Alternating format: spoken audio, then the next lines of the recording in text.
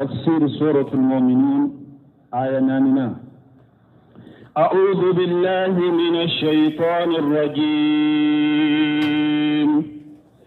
والذين هم لفروجهم حافظون إلا على أزواجهم أو ما ملكت أيمانهم فإنهم غير ملومين. بسم الله الرحمن الرحيم، والصلاة والسلام على نبينا محمد وعلى آله وأصحابه وسلم تسليما كثيرا. سبحانك لا علم لنا إلا ما علمتنا إنك أنت العليم الحكيم. أستغفر الله الذي لا إله إلا هو الحي القيوم وأتوب إليه.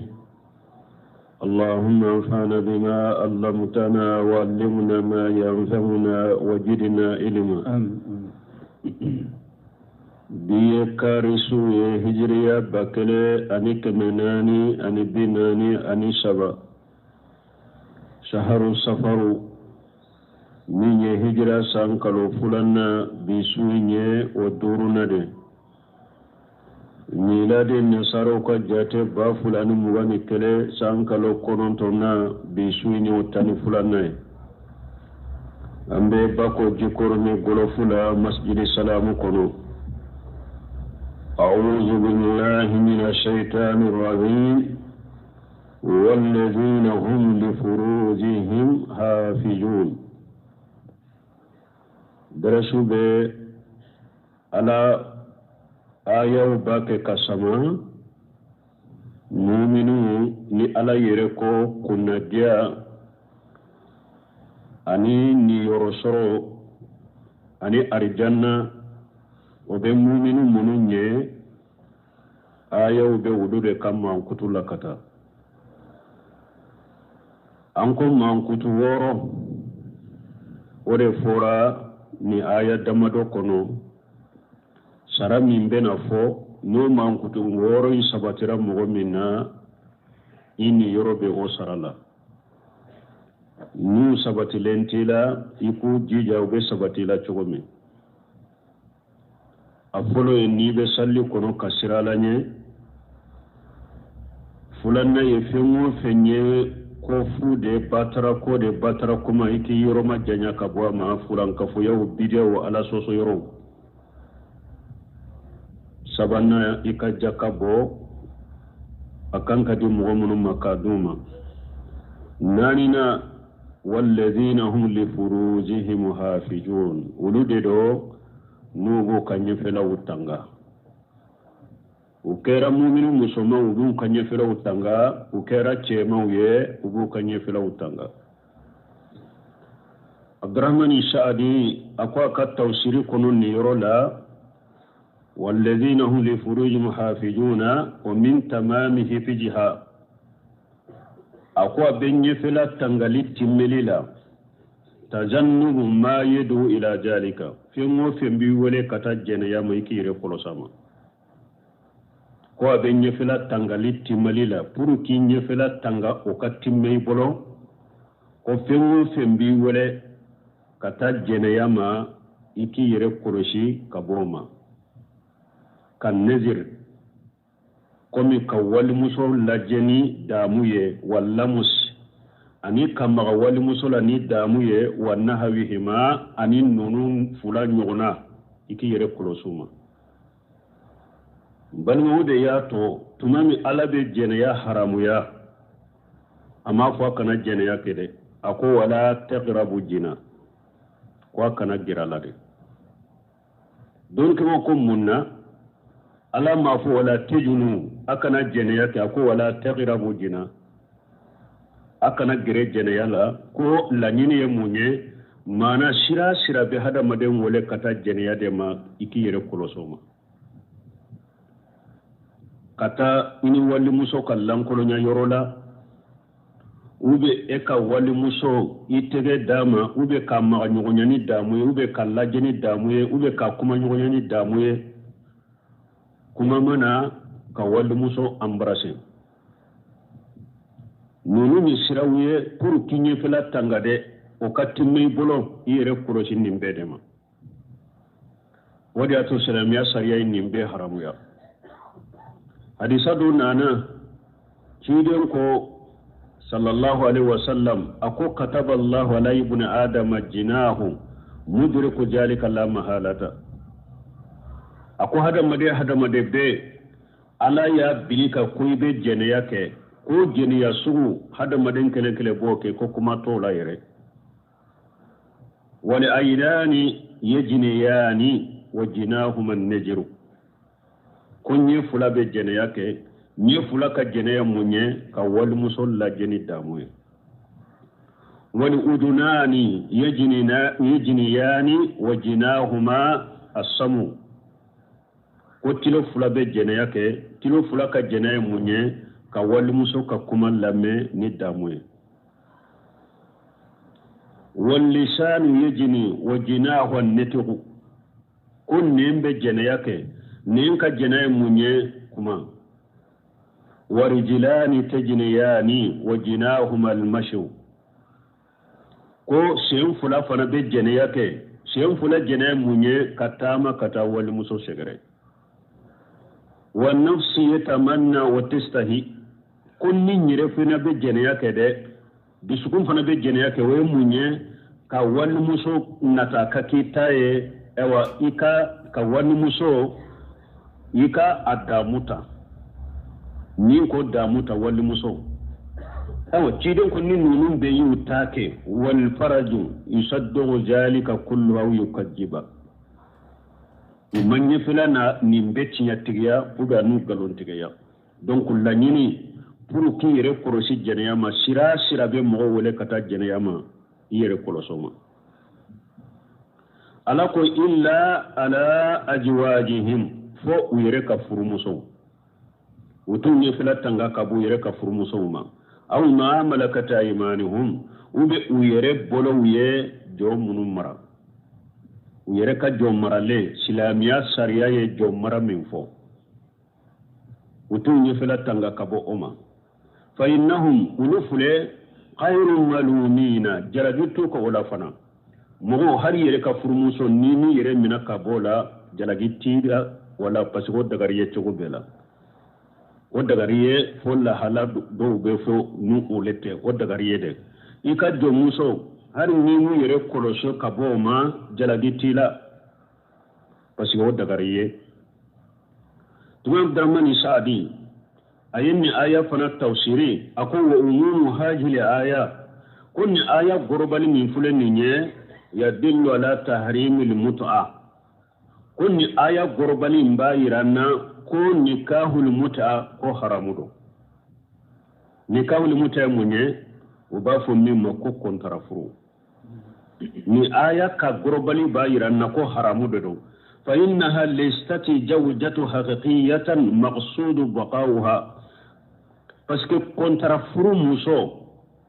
silamiya sariya ka furumuso haqiqate furumuso minni kala nyine ko aka toyi bolo bada est-ce que muso do muso te ni muso mi kontra furumuso muso te muso minni kala nyine ye ko furumuso da be toyi bolo bada donc abora ni aya kono ya kontra furumuso ti ka furumuso haqiqate furumuso minni kala nyine ko abe toyi bolo donc ni aya ya yira furumuso minye furumuso haqiqaye nilla nyine akato ibolo bada ala kambe wode ma kontara furumuso borala oye haramu ye ako tuguni wala mamlukatu ani fana jomuso ni eni mogodo de je mbala ire kelempew je muso ode dagariye mais na ya sohar islamiya sharia do muso do be me amgo fulado jendo do muso ina ate daga afula kabbe ka je muso ina fe ote daga ye ni kelen tayi ka do muso re a je nyonya daga re mais ni aw jende do ate daga ye ako mo fulate sika fara nyonka ka muso kelen furu chogo mi de na fula abeka fula tayi a daga fula ka fo nyonya de ako ate daga fana aka je jomuso fana la aka je nyogonya mo be se ka je jomuso la marala afula tado ni ka je ala je nyogonya la wote daga oye haramu ye mo fula se ka je jomuso kele la ko abe je hanofe oye haramu ye ire kelem to bolo ye mi maro de tay ako ayo fana ira wa tahrimu nikahu almuhallal lidhalika ako min ye fana ka muso la furu kala daga a ce koroi o fana haramu yara ni aya yo fana haramu ya yira misali la mogo do de ya ka muso bila abilali da farashinya saba silamiya sariya ko te daga ye fo ce wore ka fu ini o ka biala karasa ika muso minni abilali da fara saba ye na te daga ye ni ba furu ni nya bila ina furu aya yinyo furu cogo fana haramu ya yira parce que mo fana furu silamiya sariya ye furu muso haqiqa min fo imo fana furu kama o fana furu la furu ka Allah daga mogo de o fana bora aya in kono aya yinyo yiro fana haramu ye ayi nunu famu aya in ka gorobali ya yira nikahu li muta haramu de do ayayin ya yira na je afula jende jo muso ye aka afula be ka jano fe haramu do itelenta o de daga ye ayayin ya yira ka muso furu mogo ye purun ka Allah daga ye ayayin ya yira haramu do nimbera ayayin kono aga fo nu ka furu muso anu ka jo muso jalagi tuka wala فمن ابتغى وراء ذلك فأولئك هم العادون فمن ابتغى وراء ذلك نمغ مني فور نيني نونو فلا كوفي اتارا فور دنيني كاكيكا اوا سهوا بويروي إنن دوما بويروي منتي كفرموسوي wuli min ti ka jomuso maralenye ni mo menye fenni nunu ko fe ki ka damu bo ala min te nunu fula dola keleye fa ulaika humul adun wulu tigra mo de to ko ya dantiu ku dante mina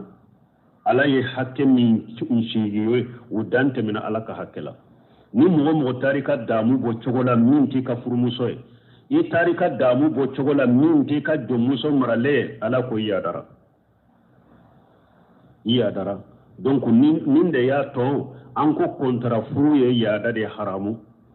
muso ka mo ka muso bila dafara saba e ka fo ba furu ka la daga ye haramu ni nya afula jende be je muso la afula be ka to ka jano fe haramu nin de ya da parce que akelen kele ti furu muso ye akelen kele te konte je muso ye donc ala fana ko ni mo ni ka damu yoro i ka damu bo yoro ni fula ko fe akuya dara iya haramute iya dara donc tumamu ibn kasir fana ay ayayin tafsiriya ako wa qad sadalla al-imam shafi'i rahimahullah ako imam nasafa yaddari lakenin ninye wa man wafaqahu ani mu'minu safa ben nyogonya ala tahrim li-isminai bil yad bi hadhihi al-ayati al-karima imam nasafa ani doni ka ba mun fane safa ben nyogonya uyayira kunni aya yayira hada maden yire katilin ke teni yire ki kala wajibo ko haramu de do uba haramu ya bonni aya de la parce que ala ko la wajibo yoro ye fula doronde ika furmuso ube ka jomrale sinu ni tara yoro wore nyini ka bo la wajibo ni ninu fula dola kelenta ala ko yadara ko donc al-istimina mogo yere ka i boloke ka tilunge keni yere fo ka damu soro ki la wajibo ko haramu do uyedde la keni ninye min fule ninye sawu sila bunte mi nyinin karala majmu fatawa kubra kono minye aka jiju worona keme ani muga ani duru anyinin karae ko mugo yere ka ikache ya katilunke kenai bolo la ki la wajibo abe chokode aye jabu ninka ko doni ke baga fancha man ko haramu do ako doni ke bawo do ko makarhu do tumama yo fa ko men ni hatagira ni darura nana daroy munye akon misali la ni mugo siranna ayire koro ni ye mugo yede nkalla waji kacan kasa hawa kaca damun min ben farkolo la kaca muso timbolo mafuru ni ma fere ke ka dogo la waji na kabo abeke banayen farkolo la ni nyekelenye ube fulana ni me koni ma fere ke sahawa min benne la damu min benne la kala waji mbo mbe jene ya de ke sisa imanna la waji mbo imanna jene ya ke sisa akoni ko nana ni ko fula dola kelenka daruraka akodoni ke bawo yen nyon soso nina doni ke bawo doko daroyin kama adagara ikake akodoni ke bawo fana doko akotumama yen ninfo ako minye jama kunu chama sarafula ani qalafula aku be ninka koni darwana na dagara wanha anhu akharuna ako mo wori fana ya bali o ko fa ko wallahu alam bunteme ni jabi ni jogola buni seminu fana aka kitabu sarahul mumitu jiju taninanina tumame fana nana kelima min mugni ya foye قال ومن استمنا بيده بغير حاجة وجرا كوني مغمني لا واجب ويرلا كسر حاجته كو سلاميا سريا ني سريا به حدوتا لدي مي كانكا نيانغي سلامني ما كانكا نيانغي دو كيلا نيمبا تويتا نيغوناكي تمام يني فو اكو قوله اكو تمام مؤلف كو بغير حاجتي ni hajute ako haju konnoni ya fuladiro haju folo haju minye dina ka haju misali abunteme ye fula min fa fano yo kona defo ne fule ko fula ni nyogon de kesisa imma najjene yake imma nkatilo ko keni nyere kala wajibo mbenni ko fula ni nyogon je fonka ni ndola ke ni fula dola kelendeke parce que tire ni sumin fo ibasoro atigi ujura balalete sekasu bana do balate sekasu atese sunkoro min fana billa halam min nete sekasu mbe chogo ya min fana fonka ko fula dola kelenke sino chogo ya tala imanna jene yake kin kala wajibo imanna tilunke keni yere kala wajibo akunni min ko fula dola kelen nana ube wa hajatu badaniya ube farikolo ka haju farikolo la wajimi benila nimma bo sisa abe bana do lasima atenya funka bo sino abe bana do lasima ni farikolo fana ka haju ya ni fana kana darura donc ako ni nunun do la kele sabatiraye ako alqaidatu almuqarraratu fi shar'i ako qaida do be sharia kono min sabatilendo annahu yajibu an nidfa'u ala almafsadatayn bi adinahuma ako qaida do be sharia kono ko tinyali fen fula ko fula ye mo ko fula ye nyogon soroyila ako fula imbe tinyali nyen ninkeo amani ninni fula ye nyogon soro mogola ko silamiya sharia qaida do be ibu fula la ninka nogo ibo deke u fula la tinyali fula ye nyogon soroyila fo atenya kelende kake ako silamiya sharia ya ira nogo mai kata u fula la tinyali fula la min kan nogo kata donc ka ira wala parce que nunu fana jama ba haketo perpere la tigali la de ambu wakati la kosobe fana nyini kalu bina kosobe ani tanka nana yoro mi doni ke ba yo afo atenya fo amfana ko fo ka tilingo keni yara kera che ya kera musoki la wajibo haramu do beko do haramu de do ni aya koso parce que la wajibo yoro ala ye fula doronde fo ika furumuso ibe ka jomuso haramu do me sisa de sia doni ke baw ka kuma be yoro me sisa ni darura nana yaro chire nyere kode ya ma shara shabab man ista minkum ba'atan falyatajawwaz fa innahu qadd lil basar وأحسن للفرج فمن لم يستطع فعليه بصوم فإنه له وجاء تيدن يري فرا من فوق تيدن كو فنن كو جماعة سيدن مغمينيه أي فرو أي مسوفرو بك سببوه كينيا تمي كبوالي مسوما مسوفرو بك سببوه وكيكا نيفلا تنغا na kunni mugommi masse soro nibe furu cide ni fura jumandi akoy kato kaso ikasunde chaya suimbe do boy fari kolo damuina min bi kisi jeneyama me dol kama ka kuma be yoro mi sisa mo min tese kaso parce que mo do be atese kaso iba soro bana do bala be tese kaso iba soro ala ya ke mo sugu ye sunka gelama donc sisa ni darura nana alena o sugu tayara fari kolo kono na ma bon abena ni bana do ye sisa an ube be ko furani nyogon cembe yoro mi be jamana ni na be dugu mi na jene ya kan no ye kojugo jene ya fula ma de be mfano billahi hala min na sisa ni min ko fula do la kelenke doro imanna jene ya ke imma na nyere ni la wajibo ni nyere an ko nin darura gele no na de Cheikhul Islam Ibn Taymiyyah ko don ko yo nyogo sala woni seminu fana ya ayira sarahu li mumti kono adarura na haju na islamiya sara be sika sira dima ika tinyali fem fula nin kan no ko ke bo jene ya fana kele ani yere ki kala wajibo duman kan no kala wabo yera duman kele kan no duman ka junubu kan no ha kala wajibo yere la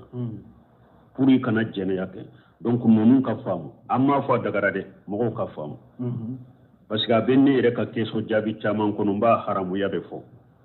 mais na yurora prepare la tige min fora la fanko fana fore a haramu yara min ni darura gere na darura min dilo lembe dina kola ko min jeneya ube daruro min dilo lembe fari kola ko min bana don ke ba ko ni o darura nana adagariye ni darura imana haramu yara ikake ni darura nana sa abe komi baka ki yare da furate ka furade ta aqafu dararaini ubi mafsadataini ni ko tinyali fen fula ya nyugo soro la iben no mata والذين هم لأماناتهم وأهدهم راؤون harbi alaka jonyuma kama kutula alako والذين هم لأماناتهم وأهدهم راؤون wulude do ukaddanna ya fiu ubu koloshi ukallahidu kan ubu koloshi danna ya fe togo ya fula lahidu fe togo ya fula danna ya fe munun buni alace alaka danna ya fe nye jumaye kata e wahada madema parce alaka qur'ana ko inna aradna la amanata la sama ala samawati wal ardi wal jibal fa bayna hanyama an yahmilnaha wasfaqaina minha wa hamalaha al insan wajibi na bi hada madenka ni ala da ya wajibi ka konnin ke ni nye danna ya fenye ini ala ce o dafade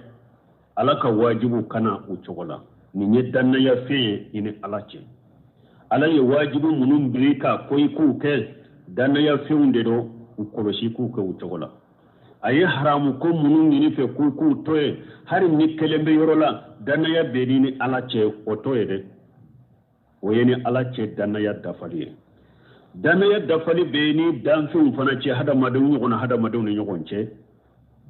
mugumi ni adarila aya kan na fulo dole kalfa ima kalfa fin kolosa yede danna ya fendo aka kalfa fe akoloshi kana jamfa ni gundo de do ako karasa nyin kuma foyede gundo don kana fo mugoye danna ya fende do akoloshi de danna ya fende do akuroshi akak mara fendo do ya adimon uda ka kalifa fendo do yube ya ka fendo do singa na bi bolowa ube na fulo do de mara lembi fewa ube gundo do de na bi bolo danna ya fendo ina ce akuroshi utugo go ka danna fen kuroshi aw lahidu kan fana lahidu kan mun bin ala ce e yere ye lahidu minta ala ye benninke ala ye danna ya fen unda fade ye lahiru min tayini alace adafa ika koloshi ki jantola ye lahiru min tafana ini alaka jo ni nyugonce i jantola de na ya soro en nyugona hada mere nyugona silameye arandewu de do dama nindo nyoro masina anka nyogon soroy nindo masina anka nyogon soro yambe nin kalo masina anka nyogon soro lahiru dafa de lahiru adafa ina tigi chede yi wati min fo aka nyogon soroy yi do min fo aka nyogon soroy yi kalo min fo aka nyogon soroy ni lahiru dama ko be kuma do de foye yi lahiru tama ko be ko do de kaye lahiru dafa de yikallahiru kurusi kallahiru dafa mu'minu benninke muni munafiqu te kelenya ninna munafiqi cidan ko ayatul munafiqu salas ija hadatha kadaba wa ija utumina qana wa ija ahada qadara munafiqi ta manche ala kunna yebaro fodro avec galontige ni dara la bi jamfa na hin lahiru dima ba fon ko nyonyata bo ashrafe ni nunu be mugo la munafiqiya bara tamanche munafiqiya tamanche wudero e woni mu'minu to o jogola wulu be danna fe unda fade donc mbali ma nyu de fo an ko sunna salafiya mu'miniya akida undoronte de fo jogo fana kasoro hadama dewna de fo jogo de kasoranna ewa ni danna ya fule mugo min bi dambi kata sunna ma jamana yin kono ni danna ya inda falemba bolo ila marahim rabbi illa marahim rabbi ani alace danna ya min da falendo abolo ani hada madun ce danna ya min be dafa akadogo lahiru bo o chogola ni dara min na kamin karifala shere tila sebelente ni tara kon ka kalifo ba sura duna lahiru de di madro komba nyini kana ne bolo sherama danna fen jamfani de do adira maka karfe ma na ma ko sera tala kanka soro ni fana be ko were danna ya jamfani de do mu yeminta ibolo ka fo e wanin deleina mbina di tayi makola ita ye deleina aba yire nyina ko danna ya jamfani de do min tara ni lahiru min lahiru dafa aka danna fe un dafa awa gundo ko be chogola ko min foriye ni gundo de o ko marade ni tara o ko borto ka fo ye dana ya jamfa awa arande ko ni fule ni ko min na mo min ko anka nyogon soro sugula ni ala ma farika takati da be nyogon soro e sugu ko ni ten balma nonu te jogo nyuma wede mu'minu jogo te jogo nyuma te nan ko mu'mini ya nan ko dina haqiqa fo ni be de kasabatanna والذين هم على صلواتهم يحافظون والذين هم وكا من كتورنا ولدوا على صلواتهم يحافظون وبوك صلوا كرسيبو جانتو كسلرا يارو صلي فورا سيا فلade mais sinya folo inta ani sinya laba inta ko kelewunte parce que mogo do be abese ka sira alanye na be salli ko na be sira alanye me ba soro ata janto salli la wakati do ana salli wakati do ate salli wotewa abese ka kinna be salli abe sira alanye de me salli matraplente abolo do fana bese ka ke salli matrapalendo abolo me ate sira alanye ka salli la farla salli te takada de mais ate sira alanye sallila biskunte sira alanye sallila donc fo o fula keleni kelente kelenya ulu de do mu be salli be sira alanye akwa salli kono e pour be sallu fana korosi fana farla salli te takuta fula be korosi le ngolo farla salli te takada aba janto ka farla salli wati la bu salli e puis a salli to fana alanye siranya be surabolo o fula de do donc o de yato min fora aya fulo ni mun fora aya laba ko kelewunte ewa salli kala hala fula min fulen ni mu'minu min fula be dafale ndu bolo أولئك هم الوارثون أولئك هم الوارثون أوا أنا كن نمان كتوورو من فلان نيه نونو سبترا مغمنوما نمان كتوورو نو سبترا مؤمنو مننا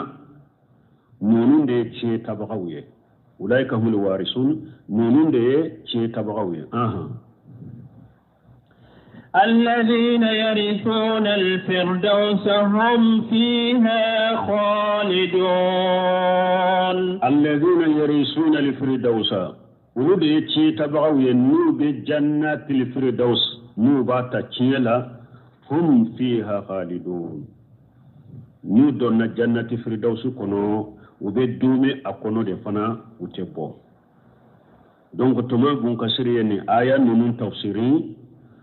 par la salli waqti kurusirila ako Abdullah ibn Mas'ud ayati den yin ka ko bara wula bara juman kadi alaikati me bara beka tiren ko masalatu ala waqtiha yika salli a waqti la de wode kadi alaye katime bara nyum to fanaka ako ale ko cide manno bora yedo o ko fe ciden ko bange baka fula batoli ako cide manno bora ye ciden ko jihadu ala kasirala o ko fe bora ya ko ala ko nin tigla mo munu fuleni nin man ko to woro sabatiri la wulu debe arjanna cinyeta arjanna so min to ko jannatul firdaus fulede anana bukhari ni muslimu kono hadisa sahalen kono bukhari kono ciden ko sallallahu alaihi wasallam ija salitumullah li jannatan fashaluhu al firdausa ciden ko na ko ni be ala deli ko akari jannati di awmawa ay ala deri ar jannati firdausi de la ay ala deli na be ala deli ar janna ko la ay ala deli jannati firdausi de la fa innahu ala li jannati ali de ar janna be samfelay wa usata li jannati ali de ar janna chamanche wa minhu tufajjaru anharu li jannati ar janna koko be bol ar janna abelle sir be bo jannati firdausi de wa fawqahu arsu rahman ala yire kallare sube firdausi de samfe don ke baw ya yiranna ko ar janna dilalende do komi oro kal qubba parce que femme oro la mado ale samfe la de ya chamanche wote sika soro sosila fo somi oro la mado asamfila kasagi kake chamanche awar janna bo chogode la asamfila de ya chamanche arjanna ko bebe boli kabo firdausi de alla yire kala resibo de samfe cirin ko sallallahu alaihi wasallam ni ako abe arjanna firdausi ta cina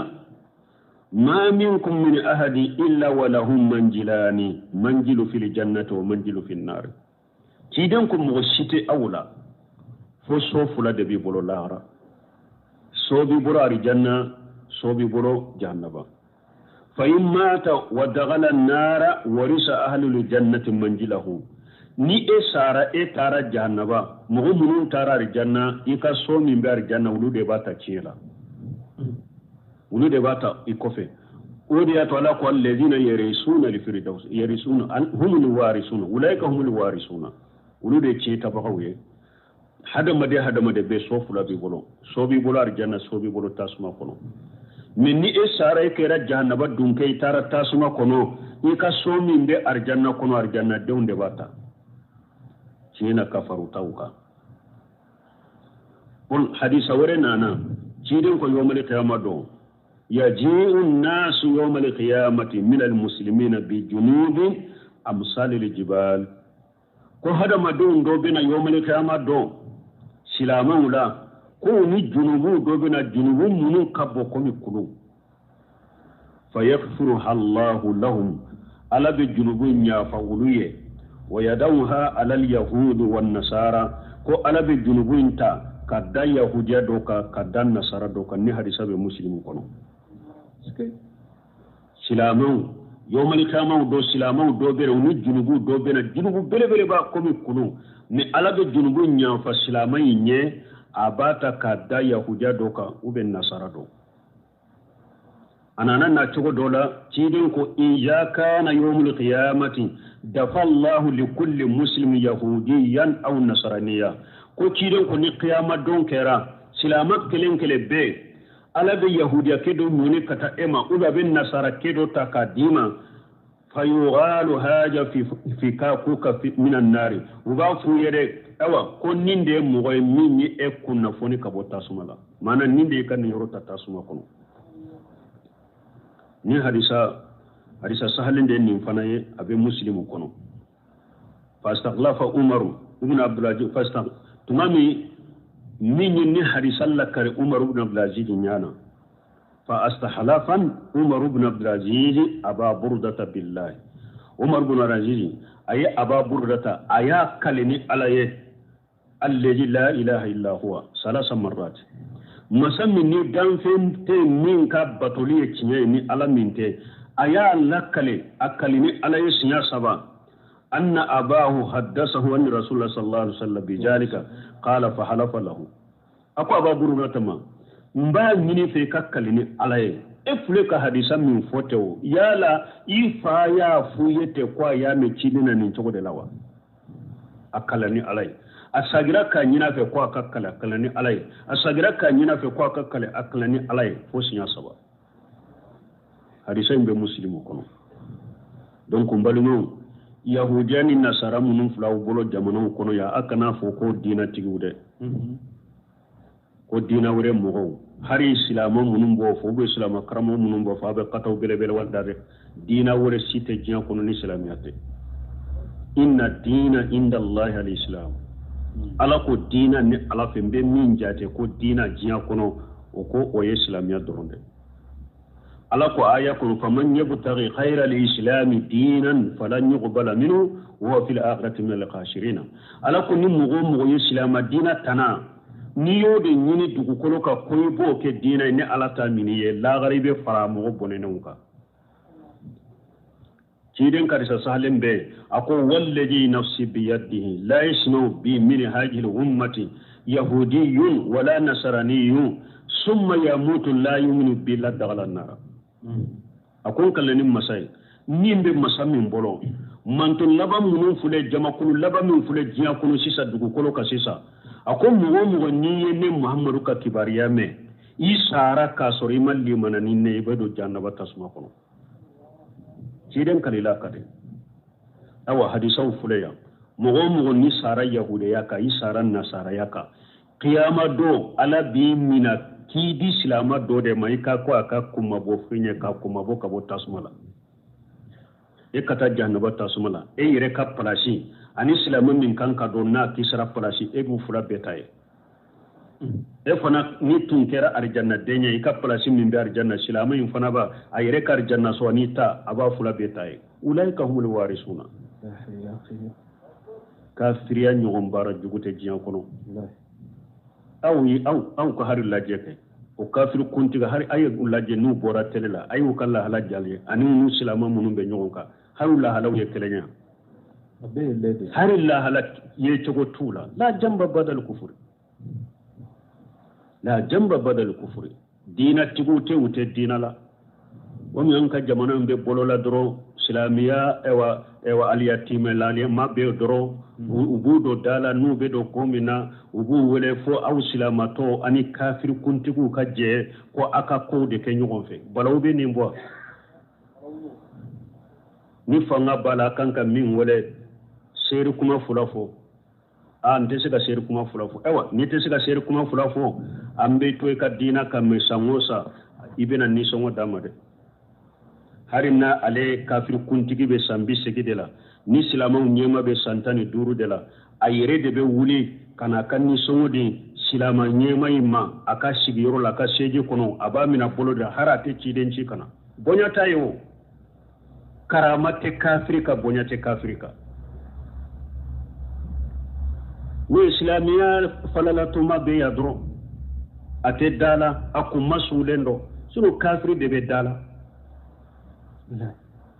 ala yi fo ciden ka sebo man kutula ashidda wal kufar ruhama bainahum ala ko ciden ka sebo ka gele kafiri ka musalahati bolo kata kafiri ma no dama silamo be hinna nyogonna nyanta kera kontre boni be silamo yere de nyogon cede ube kafiru bere la hawla wala quwwata illa billah ولقد خلقنا الإنسان من سلالة من طين وكفلا نانتباريا هذا مدين يري دالي دامنا نتشغمي min ye an fa adama ala y'o da lahala min na ani an yɛrɛ nana da cogo min ala bin'o fɔ ala ko walaqad khalaqna al-insana min sulalatin min tin ala ko wallahi ni ala ye hadamaden dalan ka bɔ bɔgɔ de la bɔgɔ min ni a fosira ka bɔ dugukolo fan bɛɛ ka adama danna ye sulala y'o de tawsirkɛlaw ko ala bɛ adama da wagati min dugukolo fan bɛɛ a y'a bɔgɔ fosi ka bɔ de la ka adama da o de y'a to dugukolo bɛ lahala min na adamadenw fana nan'o lahala la dugukolo ye kuroli kelen ye wa adamadenw fana tɛ kurolu kelen dugukolo in fana yɛrɛ ka lahala u ye ko cogo kelen ye wa dugukolo yɔrɔ dɔ a ka girin a ka gɛlɛn dugukolo yɔrɔ dɔ bɛ a ka maga dugukolo yɔrɔ dɔ bɛ a ka ɲi dugukolo yɔrɔ dɔ bɛ a man ɲi wa adamadenw fana b'o cogo de la adamaden dɔ bɛ a ka ko ka gɛlɛn adamaden dɔ bɛ a ka ko ka nɔgɔ adamadenw dɔ bɛ o ka ɲi adamadenw dɔ bɛ o man ɲi komi dugukolo bɛ cogo min dugukolo tɛ kuloro kelen ye cogo min hadamadenw tɛ kuloro kelen ye o cogo de la dugukolo tɛ lahala kelen ye cogo min fana hadamadenw tɛ lahala kelen ye o cogo kelen de la parce que an fa adama bɛ da wagati min ala y'a bɔgɔ fosi ka bɔ dugukolo fan bɛɛ la k'a da n'a ye o de y'a to dugukolo bɛ cogo min a denw kɛra o lahala la ثم جعلناه نطفة في قرار مكين ثم جعلناه وكفي أنفا آدم كوني دارا كبو بغلا وتمنن كفي آدم دون توسا آدم دون فنا تشوغو دان تشوغو ثم جعلناه نطفة وكفي ني علي آدم دون تو إبجي إمسون نفده donc ni ne ala bike la wajiye mani jiye kido ba muso ka denso kono fi qarari makin ki bila yi sabati yoro min tangalen do ne ala bolo o ko fa adama don to dara ka bo mani jila mani jimbe do yoro la ala ba bila yoro do la ka crochet ka tanga yoro min ni sabati yoro nyimando yoro tangalen do ni nye ba debe denso ni maniji donna denson kono fiɲɛ t'a tiɲɛ ye kalaya t'a tiɲɛ ye tile t'a tiɲɛ ye foyi t'a tiɲɛ ala de b'a tanga ye ka kɔlɔsi a sabatilen bɛ ni ji kala miya k'a kan a t'a tiɲɛ ye u bɛ dumuni lawuma dɔ buruna ka cogoya dɔ la a t'a tiɲɛ ye ala b'a dɔn yɔrɔ min denso kɔnɔ ala b'a dɔn sabati yɔrɔ de la sabati yɔrɔ min tanganden dɔ ala bolo a foyi tɛ se ka tiɲɛ ye ni ala ma jɛ ni fɛn min ye ثم خلقنا النطفة علقة فخلقنا العلقة مضغة فخلقنا المضغة عظاما فكسونا العظام لحما ثم أنشأناه خلقا آخر فتبارك الله أحسن الخالقين ثم خلقنا نطفة علقة وكفي على بالله وجيم فندلا كاكي جولي كرو لا وجيم فنبي لما كاكي جولي كرو نلا وجد ندين سوكونو تلبينا نبي لا وجيانا ni tilebi nani dafara ala ba yelema ka ke joli kuru fa khalaqna li alaqatan mudighata ni joli kuru fana ye tilebi nani ke ala bo fana da ka ke sogobu fitini abese ka nyimi nyim fulani nyogonje fa khalaqna li mudighatan ijama ala bi o sogobu fana da ka ke koloye farikolo kono kanka do yoro munu na farikolo kono abe sogo o yoro nunu ka sogo bu yelema ka ke koloy farikolo kono ye fakasawna al-ijama lahama yoro munu kanka ke koloy farin kono na yo sogo yelema ka ke koloy o kono la mun fana be kene mate ala be sogo fana fere bo ka sogo were da oka ka sogo were fana da oka ko fera bo ka sogo were da oka o fana bo da tugu abe farikolo kono be farikolo kono mi ateye sogo dale mbaka ni hada maden dali dafara ni togola summa ansanahu khalqa aghara o ko fe nebe nani dan cogo wore ni la hawla wore min ten ni yele ma cogo fana tekele yembe nani ayele ma wore woye munye kan nin fiye ka kala atume jambadatila nintala atumbe komi kulu farade ube abe komi iri nintala o ko fe mbe nan lin fana kala abe lamaga ansanahu khalqa akhara abe bo jammadati yala kake nima fenye sisa abe lamaga den fune na be den son kono den son fana jido de ba kono den be yelema o ji kono parce que ni jimma ke den son kono ni den dara yoro kelenka o yoro kelen fari korin kan ma gaye chogo mi obe chika tole obe chika tinya wala la be di jide do den son kono den be yelema kono den fule na be ba kono nala akumbe sanfere den yesilembe ba kodema ni muso kono na dafara tile binani saba obebe ewa tilem ewa keme ani muga kalonani nindo na denna dembe la maga ba kono na la nindo na la akumbe sanfere anyesilembe ba kodema ale ko dilembe ba kono ma dembe ba kono ni chogodela munna ala ye den nyesi ba koma ba ko bugoli chaman be ku kola ni bugoli chaman kera ba kola be da kola donc atese demma odi ato gen nyefela shera ba ka yoro min ka giri den fana ka ko ka giri doni ka tema kan nyefela ka ala yo fana nyesi ba koma bo har ni bugoli munun dara mun shera ba kono fana ma dan den fana ka yoro min ka giri o nyesi den bo yoroma minya koye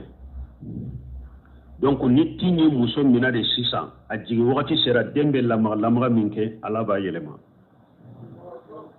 shewun beta sanfe kumbena duguma summa sabila yasharahu o kofe abe boni yoro minye ala be nogoya ke abe boni o yoro fana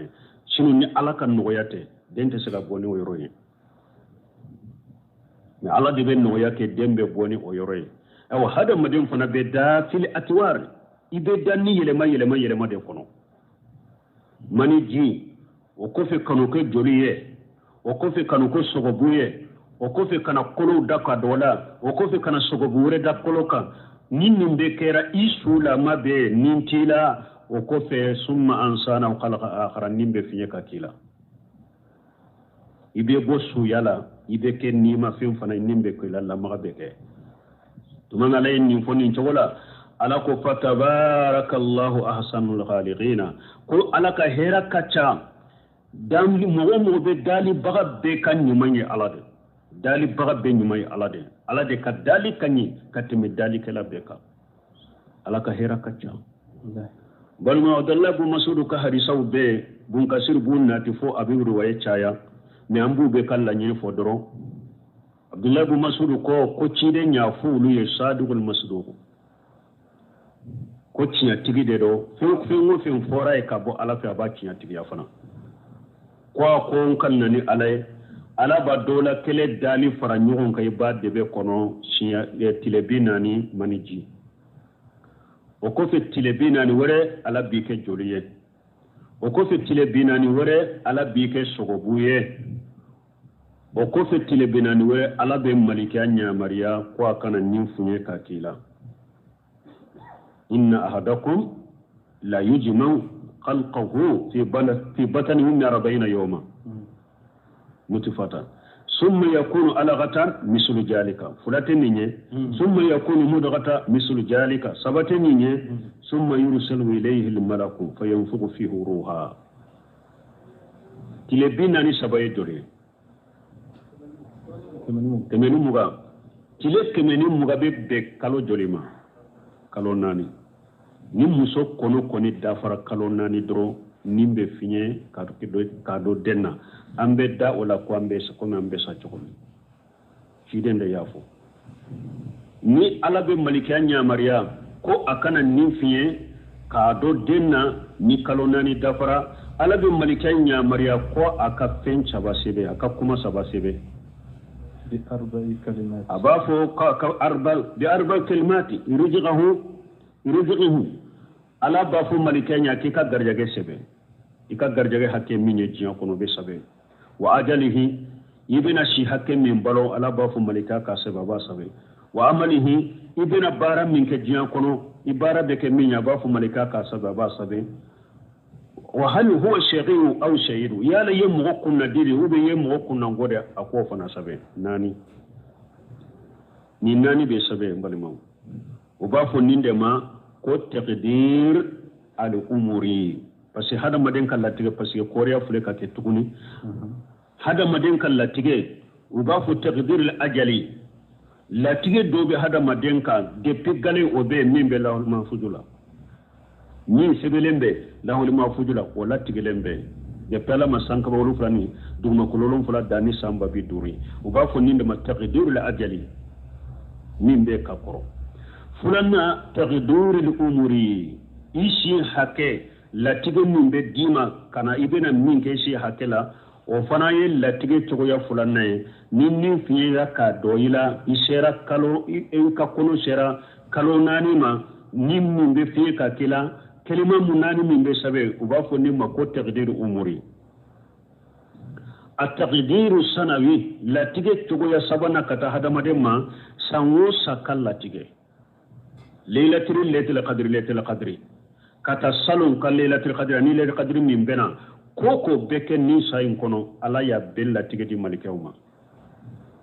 أبديرا مالكيوما وبافني ما كو تقدير السنوي التقدير يومي دمودو فنا تابي دمودو فنا كال لا تيجي تابي كل يوم هو في سنة ala ko dongodo ala be kodola donc hada made ni latige nani debe no fe donc hada made ni finira ka kala wode yato doni ka bawo yedde lilata nan yorola ndel la ka foya ni mosoka kono da fara kalo nani nimbe finye ka dwala bo har ni ko kono jigira den nim mana silamiya sariya kono hadisa sahale umbala o demma sina akera hada madenye nintun donna la borade yomali kama do abe kunu ni amba kode ka kasanke ka salli ka ambeta do kaburu sodela salli be kaka de min do nintun be jamana kono ya ko ni den jigina anin ni mana makasi ko sallite kaka kuma sahalente ni hadisai koso kalo nani dafara dro nin donna la hari ni ajigina ko fa ni mana nin tun donna borade donc amba ko ambe kasanke sallibe kaka ambe ta ado kaburu sodela ni yen nin de sugu ni ado sokono kaburu bede sallite sahay abeta kaburu sodela awa ni yuru wali biye den kundi saka faqay togo welala a donkundi saga be faga ibe togo welala nin den sugu ni kalo nani dafar hari nani ni mana togo be welala salli be kaka donc iba ka donkundi faga iba faga ni hadisa koso ani ciden ka hadisa do na turmina bi dauda kono o suqtu yusalla alayhi wa yad'u liwalidayhi bil maghfirati wa rahma ciden ko ni dem ni mana ko ambe sallaka ambe duaw ka bange bagawe ala be yafuma chogma ala bula hinna chogomi dem ni mana min balma yoro min sahalendo hadisa min sahalendo ni dem min nana amakashi atedo chiela o hadisa sahara ni dem min bora konola amakashi ani ni mana otedo chiela me ko ani ni mana sallite kaka o nana hadisa min amasaha salli be kaka ambe duaw kai donc me kono min nama kalo nani soro kalo kele kalo fula ulu na nyugono kalo saba ni o kono chinyana woye sogo bude wote hada madenye yoro min kade abo do e sallite ko ka ote ko te kasanke togote dola o make hada madenye me nimmi nye kalo nani dafare o kofe nya jigina hada ni mana hada madendo mo faram fansha wore ubala me wanya fo chogomi o wakati na yan soro yoro mi aya munun faram fansha no ka kiro la min soro la ode angar jale subhanakallahumma rabbana bihamdika ashhadu an la ilaha illa anta astaghfiruka wa atubu ilayk